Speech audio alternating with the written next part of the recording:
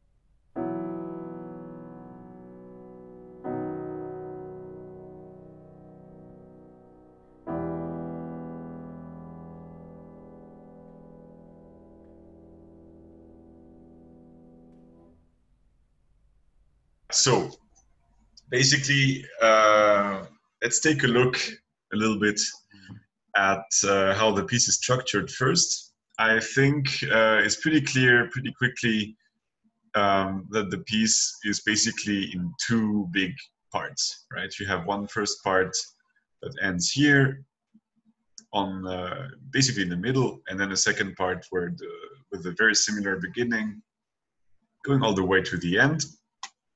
And if we try to make a very big overarching structure, we would say that we have some sort of staying on the dominant here. So like a half cadence, more or less here, and a full cadence at the end. So it's like, it's as if the piece was nothing else but a gigantic period. But of course, if we look a little closer, we will find that there is a little bit more to it. Well, one of the first things I would like to talk about is the first chord in the piece. So if I ask you, is there anything peculiar about this beginning? I'm sure you would have something to say. Yeah, indeed. So we start on a 6th chord E minor, which we perceive as tonic and is clearly the tonic. Yeah. First thing, 6 chords are usually not beginning chords except for recitatives, right? Yeah. Where you want to have that openness because you want to tell a story, so to speak. Yeah. And the second thing, I guess, is the quite peculiar melody. So I would expect, for example, the root note, maybe a leap of a fourth from the B to E, right? Yeah. Or at least to G, that you would have da dee, Yeah. sort Yeah. of Yeah. a exclamation minor, but the leap just an octave, right? It's sort of redundant, Yeah. and it is the weakest possible note, consonant note of the chord. True. Fifth. That's very true. And actually, that's very good that you mentioned this, because we're going to talk about this too a little bit later. But of course, I think the thing that really jumps to your eye at first is the first inversion. Because as you mentioned, they're normally not beginning chords in classical music, except in very specific cases. But here we are really talking about a characteristic piece, so that's not what's expected, at least not in the time of Chopin. And well, if we look a little bit at the technique that Chopin uses to write this left hand, well, we'll find that obviously it's about Faux-Bourdon, and it's about a series of suspensions, right? 7-6-7-6, which is very funny because somebody wrote in. I chose this score because I found it funny that you have the question marks here over the E flat, because it should normally be D sharp. And I think I've heard that the E flat is the way Chopin wrote it in his autograph, and but some editions actually correct this into a D sharp. But I think it doesn't matter whether it's E flat or D sharp. This is actually, it's not a diminished seventh, so to speak. It's much more of a sixth compared to the sevenths we had here, right? It's the resolution. That's the way you hear it. Yeah. In the moment. I think the E flat is because he didn't want to change probably to the next chord. There is another little note that gets changed sometimes in some edition. It's this chord. We're gonna talk about it later. Some editions write A sharp instead of B flat, which also makes perfect sense actually.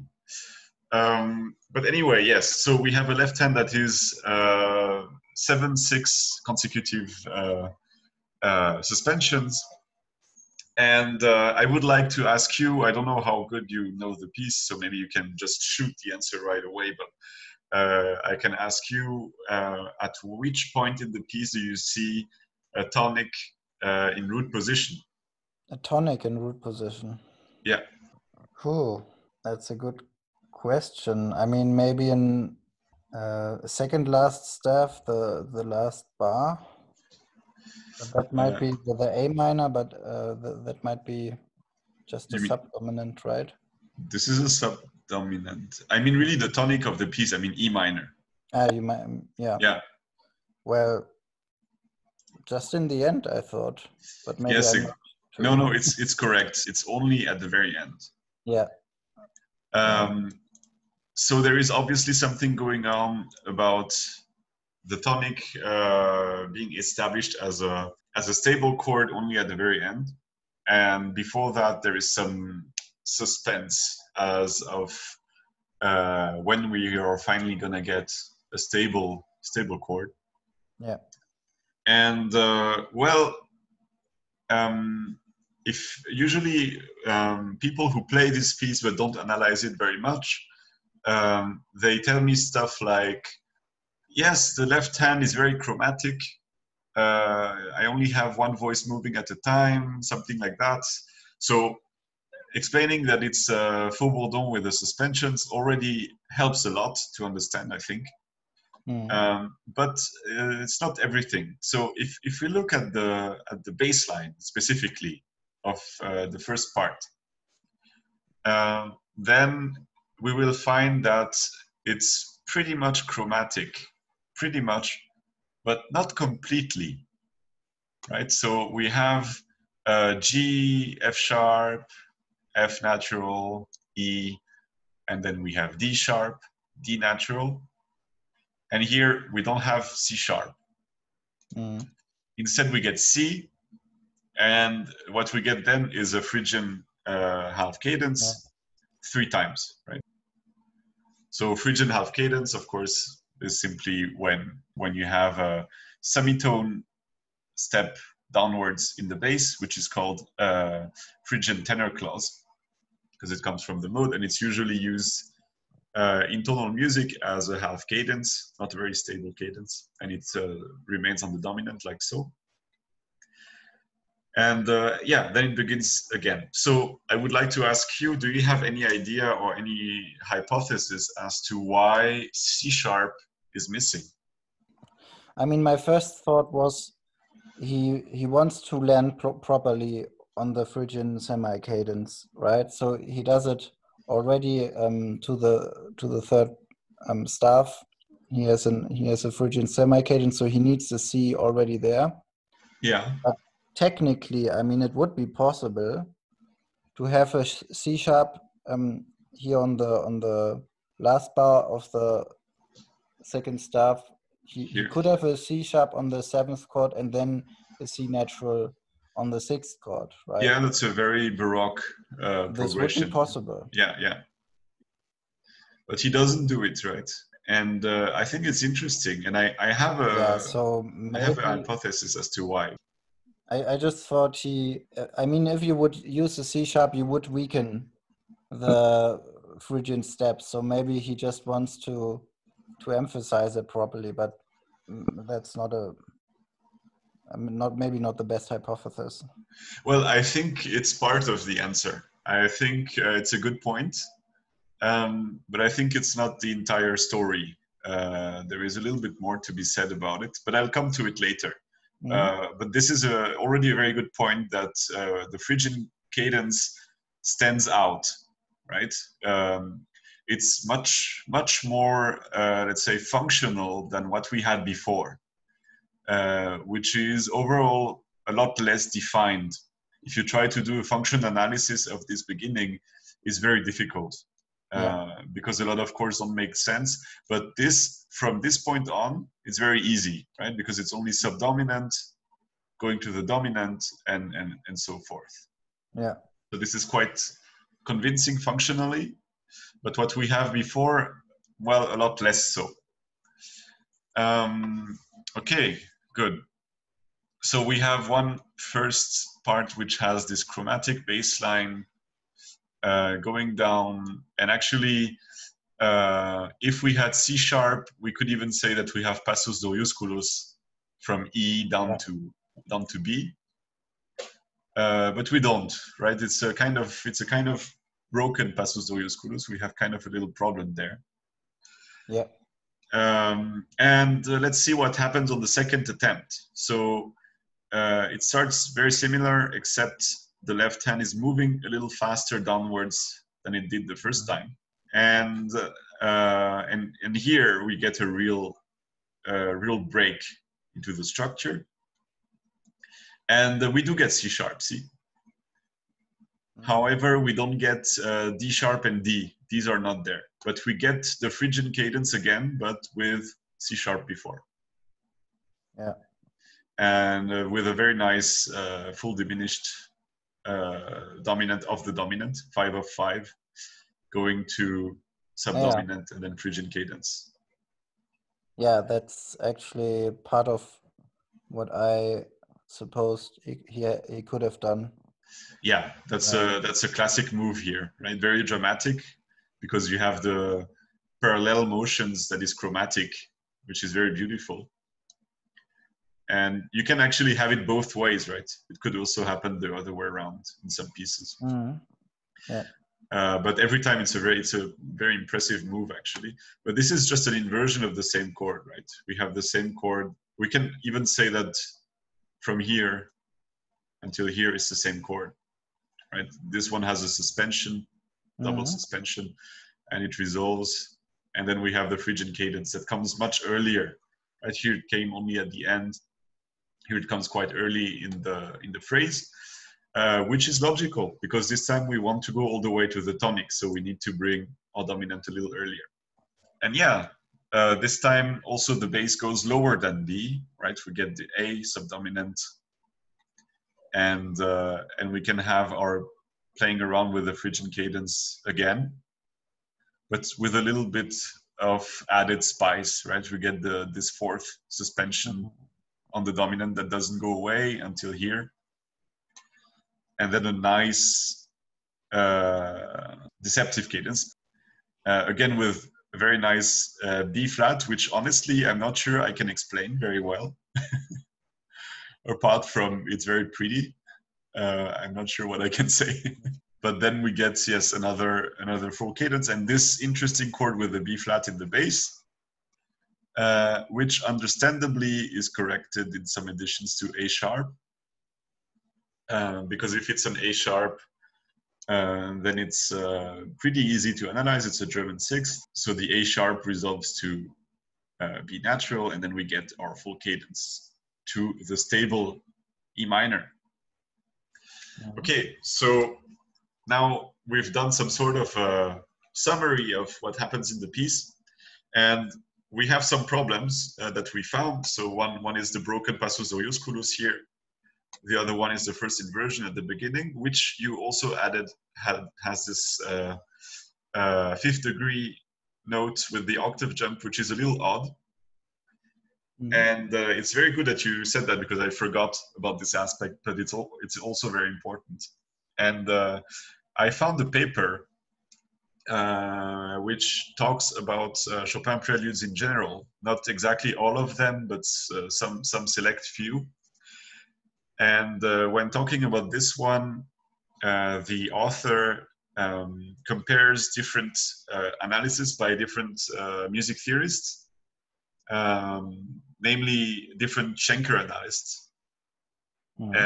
And it's interesting to see how they explain this issue specifically, the one of the first inversion. So I will show you the page from the paper, which is, here are 3 Schenker graphs about this piece. We're not going to look at them in detail because I think it would be long, but I would like to talk about the way they explain the beginning. Yeah. So the first one is Schachter, who is a very famous music theorist. In my opinion, amongst people who do Schenker analysis, is one of the best, if not the best one. He's also one of the most influential one. Well, in any case, he simply writes inversion of the tonic, and he writes some sort of a hypothetical bass note in the beginning, which is not there, but should be there. So basically, he kind of avoids this issue in this case by just putting a bass note that is not actually there, so that the theory will fit. The second one, yeah, is a little bit different. So we see that the first true function that is found is the dominant at the end of the first section. And yeah, well, everything that comes before is some sort of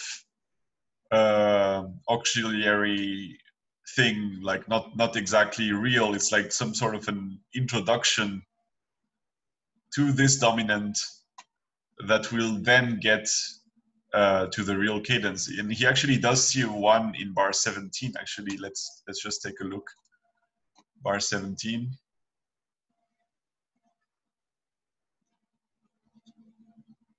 This one. So he says here is a real one. I'm not sure why, but okay. So that's an interesting hypothesis. But he sees a 1 here in bar 17, and then says that the real cadence happens here. So I'm not a big fan, but okay. And this one is also very nice. Actually, I don't dislike this idea that the entire prelude is an auxiliary cadence. So this one would say, so to speak, that the entire prelude is just a big introduction to the actual tonic. So can you update me on the term auxiliary cadence? Well, auxiliary cadence, I think normally is like a cadence that is not, how should I say? It's not a cadence of prime importance. It's not the cadence to the real tonic, kind of like a modulation one. Okay. And yeah, in this case, he acts as if there was some sort of modulation somehow, or if it was not the right key. Mm. And we actually get the tonic arrival here. So yeah, this is also interesting, in my opinion, to actually see that the entire prelude is about establishing E, which actually I would even say makes sense with the title Prelude, right? If we consider Prelude an introduction to something, yeah. If we consider this graph, then this prelude could actually work as an introduction to something in E minor, I would say. At least with this perspective. Okay, so I'm not gonna read the paper itself, but here we have the graph of the author of the paper. And you can see that the author of the paper actually takes into account this octave leap here. And because of that, he considers that the first chord is a 6/4 suspension. Okay. So that basically the piece starts on the dominant because of the B, and yeah, basically that's it. That's the entire that's the core of his analysis. So the 6/4 suspension will resolve on the dominant here, which is actually, yeah, that's where it's actually established, and then goes back to 6/4, and this time resolves the right way. Mm. So I actually I don't dislike the idea that maybe the first chord is not actually a tonic, but I have to say I don't really hear 6/4 suspension. I don't really. I think it's a little bit pulled by the hair, so to speak. Yeah. I don't know what you think. You also feel like that? Yeah. I'm just not convinced because just simply because we don't have the B natural, and so we can just go from what we hear actually. Yeah. So these supposed root notes are, in my opinion, a strategy to avoid the issue that we actually start with a sixth chord, and right, we somehow suppose now it is a suspension chord which quickly resolves into a root chord, and then we are kind of in a more stable terrain. And I think that that's just too many speculations which are not manifest in what we actually hear. Yeah, I completely agree with you. When I saw this paper, I actually talked about it to our teacher, Ariane Yesulat, and she told me something like, yes, but actually it's wrong because you could simply play an A minor cadence before the prelude and it works very well. And I did that. I tried. I played an A minor cadence and then played the prelude, and it does work. I think it's an elegant way of solving it, but I think I found a better one. Okay. So I will play maybe a recording, and I think the answer is in the recording. What I will do is I will play the end of the previous prelude, I won't comment, okay? I will just let it play, and then let the beginning of the E minor play, okay? So let's hear it.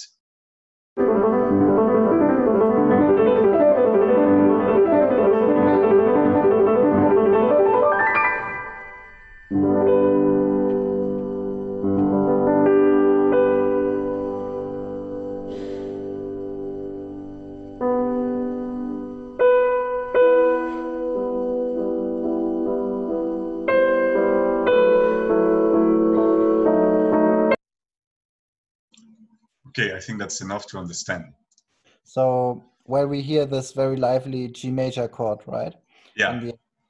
And when you play it instantaneously after the previous prelude, I suppose, then you have also the very exposed major third of the G major. Right? Yes, So it's very conspicuous.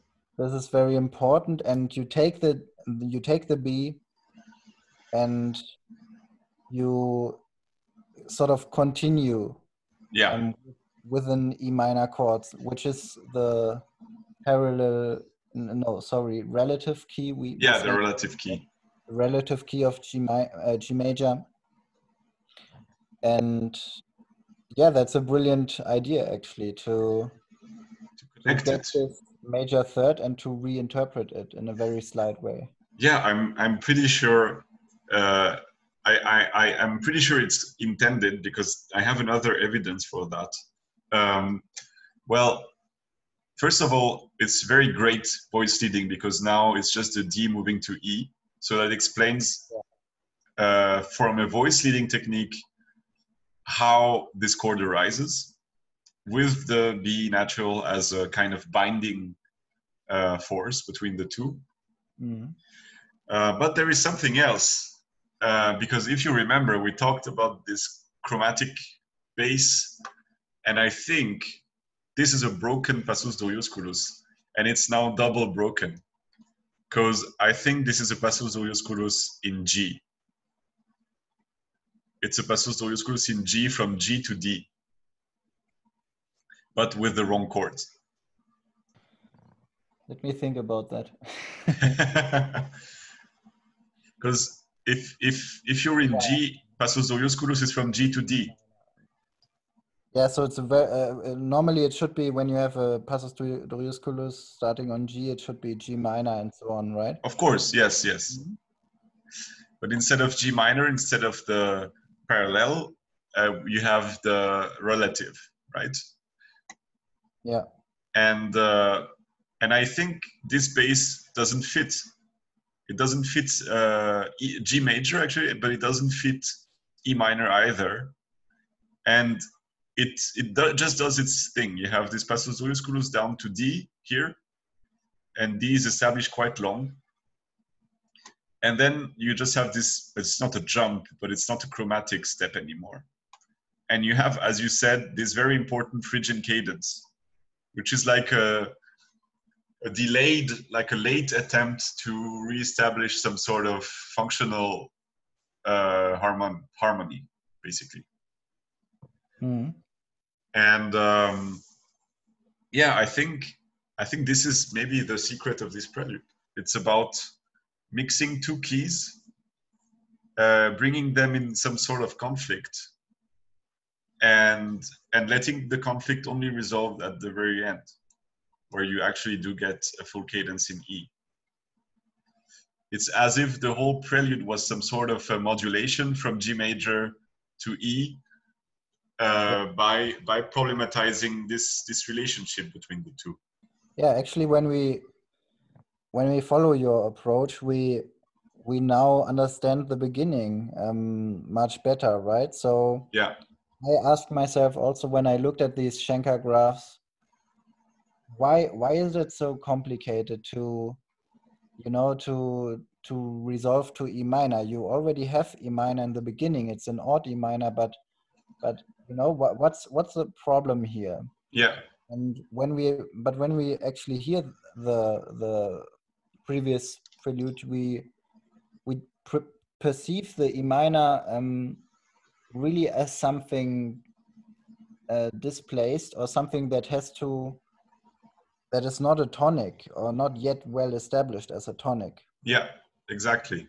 If you have the context from the previous prelude. If not, it's just, you know, you're just set into E minor. You don't have a previous experience of anything, and then there's not so much of a problem, or it's just a bit weird. Yeah, So I exactly. like this hypothesis, and I'm pretty sure the interpreter was also on that. Yes, I think so. By the way he played it, I don't know if it was very audible, but he really keeps the pedal. Yeah. And when this interpretation really struck me was it wasn't this recording. It was a recording of a student of Barenboim Side Academy, Natalia Milstein, who is also very great in regards of analysis. And she performed all preludes by Chopin, and her interpretation was full of such details. And in this specific case, when I heard it, it was like, of course, how did I not see this? You know, Yeah. it was, and suddenly I think the entire prelude makes a lot more sense. And yeah, so I think this video, if it's clear what I've been explaining about the harmony, might really help anyone who is trying to play this piece, which is actually a lot of people. Yeah, that's really a great point. Also, you understand now the melody, the strange, you know, this strange repetition of B. Yes.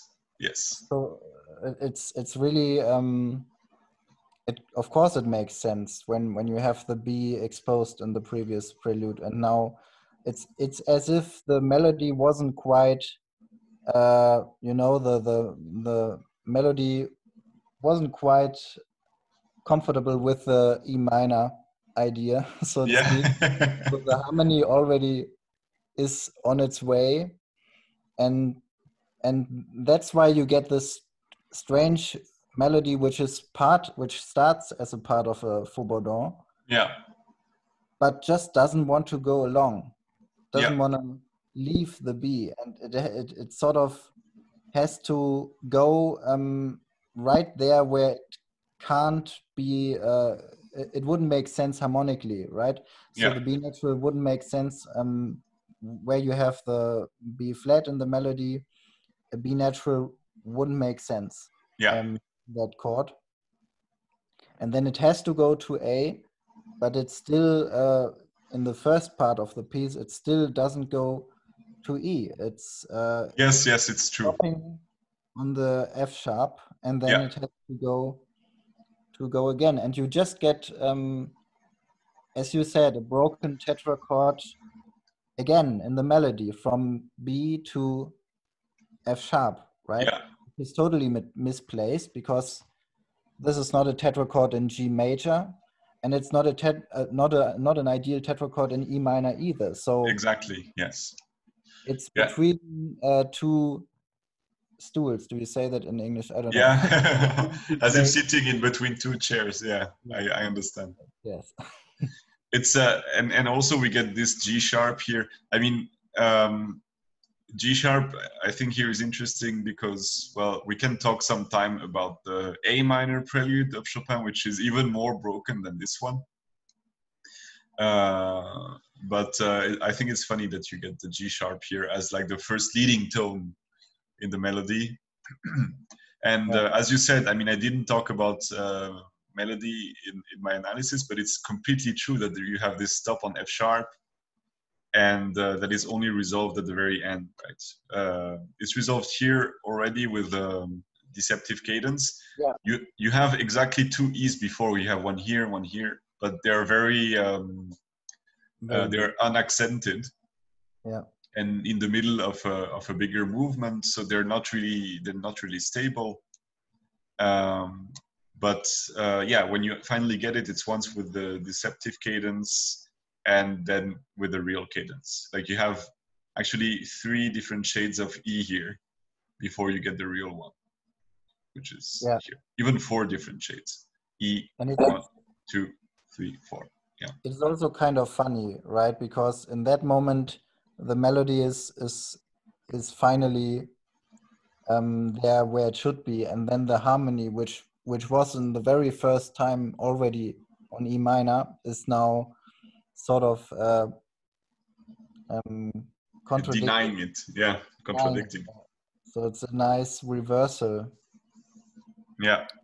To the beginning, and I think that's why we perceive this very, very, very normal deceptive cadence as something special, not because of its character being a deceptive cadence, but in that context being the reversed denying of the tonic.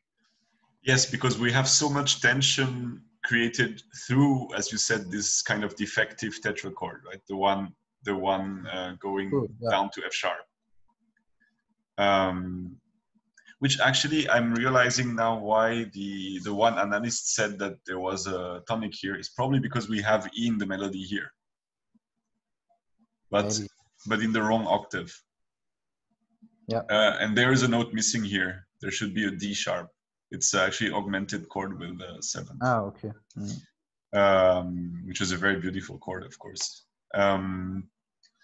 But yes, that's always a problem with Chopin and editions. You always have a different text for every score you find. For example, yeah, here also at the very end. I know it with a doubling of E here and a doubling of D sharp here.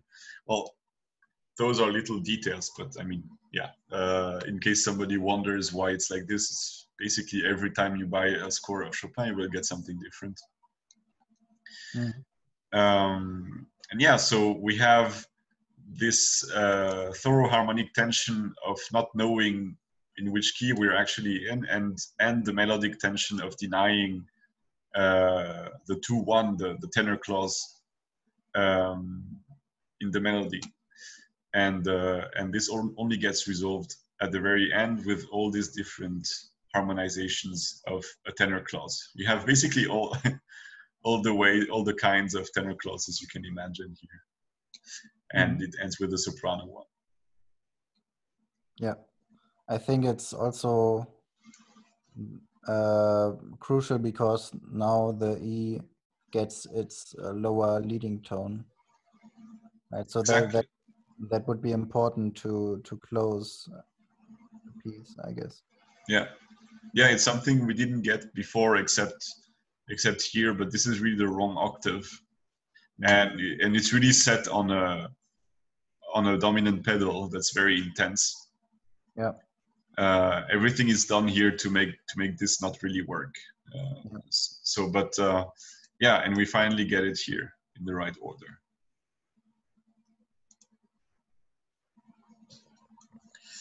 Great.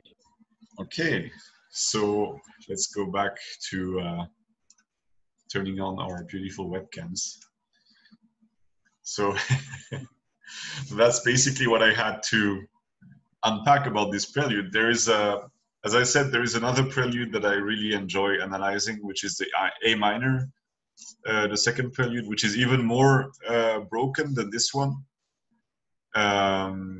But yeah, the E minor one is a good example of playing around with Passos Olúsculos, playing around with 7/6 consecutive suspensions for Bourdon in a very romantic, chromaticized way, and also toys a little bit with the concept of connecting pieces of a cycle together, and having surprising harmonic devices that are only explainable if you understand the bigger context. Yeah, and it's always quite hard to give a fresh approach to a very well analyzed piece, I guess. Yeah, I mean, I'm sure somebody else also found it. I mean, the interpreters even played the piece, but yeah. But yeah, I think still it's overlooked because if I talk about the paper I just showed, it's not that old a paper and it doesn't mention these things. So it does happen that people overlook these kind of details about the piece.